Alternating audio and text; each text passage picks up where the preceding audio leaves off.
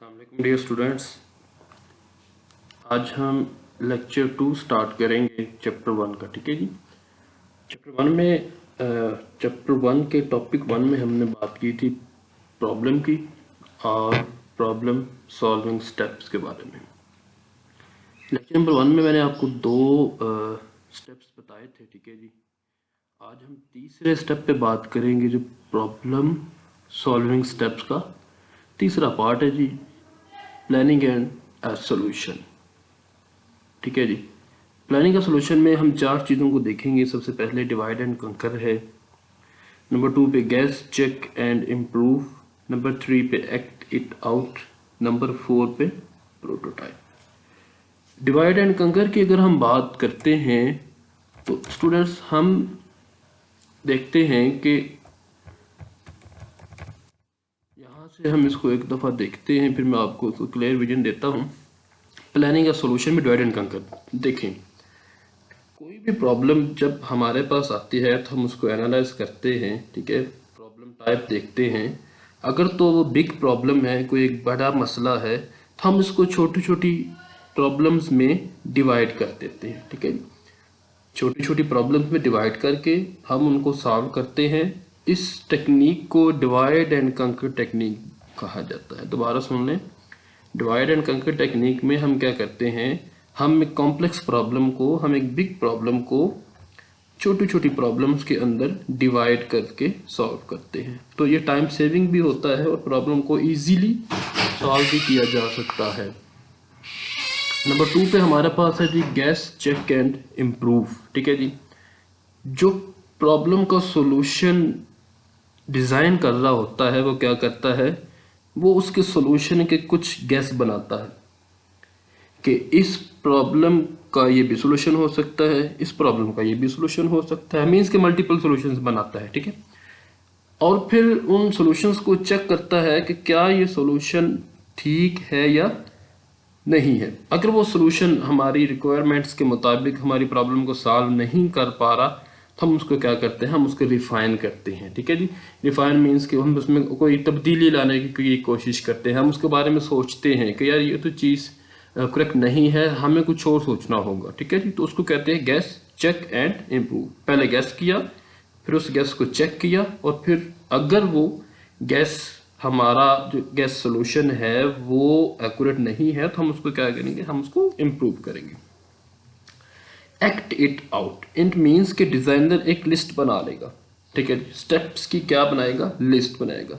उस लिस्ट को कंप्लीट करेगा, उन रिक्वायरमेंट्स को, उन टास्क को क्या करेगा, कंप्लीट करेगा। कंप्लीट करने के बाद उसके पास एक पॉसिबल सॉल्यूशन आ जाएगा। नंबर 4 पे जी प्रोटोटाइप। प्रोटोटाइप का मतलब होता है कि आपने उस प्रॉब्लम की, या उस प्रॉब्लम को जो हमारे पास सॉल्यूशन आएगा ना, उसको आपने इन पिक्चर रिप्रेजेंट करना है कि ये प्रॉब्लम थी, उस प्रॉब्लम का ये सॉल्यूशन है। हम उसको इन पिक्चर डिफाइन करेंगे, और ये पूरे का पूरा टॉपिक जो है वो नेक्स्ट हमारे पास फ्लो चार्ट की फॉर्म में आएगा। तो तब मैं आपको इसको क्लियर करूंगा कि ये बेसिकली चीज़ है क्या। नेक्स्ट हमारे पास जो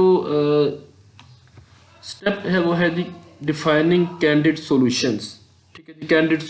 कैंडिड सॉल्यूशंस में हमारे पास स्पॉन्टेनियस यानी कि गैर मामूली एंड अनप्लान्ड के, कोई बगैर किसी प्लानिंग के, बगैर किसी सोच समझ के, हम इसमें भी बेसिकली अगर मैं कहूँ तो हम इसमें भी गैस ही लगाते हैं। हमें अगर एक टास्क दिया जाए कि आपने अपने स्कूल में क्रिकेट प्लेयर्स जो हैं वो चूज़ करने हैं, ये बताना है कि आपके स्कूल में कितने क्रिकेट प्लेयर्स हैं, तो मोस्टली क्या करते हैं कि अगर मैं अपनी क्लास की बात करूं तो मेरी क्लास में अगर 6 क्रिकेट के प्लेयर हैं, तो मैं कहूँगा कि चलो जी 10 क्लासेस हैं, तो 10 मल्टीप्लाइंग बाय 6 कितना होगा, 60। मीन्स के हमारे पास 60 प्लेयर्स हैं।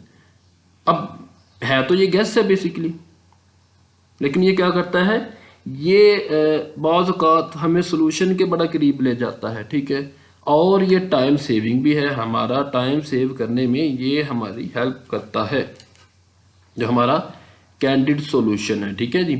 अब इसके बाद मैं अगर बात करूं कैंडिड सॉल्यूशन के बाद, तो सिलेक्टिंग द बेस्ट सॉल्यूशन। जी, selecting the best solution. Best solution हमारे पास क्या है, सिलेक्टिंग द बेस्ट सॉल्यूशन के अंदर हम एक प्रॉब्लम के बाज़ औक़ात बहुत सारे सॉल्यूशन डिफ़ाइन करते हैं और फिर उन सॉल्यूशंस को वन बाय वन देखते हैं कि कौन सा सॉल्यूशन जो है वो दूसरे सॉल्यूशन से बेस्ट है, और वही सॉल्यूशन हमेशा चूज़ किया जाता है जो बेस्ट वन होता है।